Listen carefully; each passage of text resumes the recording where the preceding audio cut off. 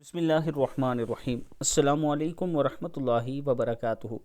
فجر کے بعد 7 مرتبہ ضرور پڑھیں، غموں سے نجات کے لیے ہے۔ جو شخص صبح و شام یہ آیت 7 مرتبہ پڑھتا ہے، اللہ تعالیٰ اس کو دنیا اور آخرت کے غموں سے بچا لے گا۔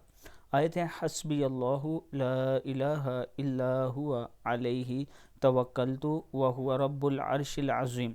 صبح کے ٹائم 7 مرتبہ پڑھیں اور شام کو بھی 7 مرتبہ پڑھیں۔ حسبی اللہ لا الہ الا ہوا علیہ توکلت وہو رب العرش العظیم۔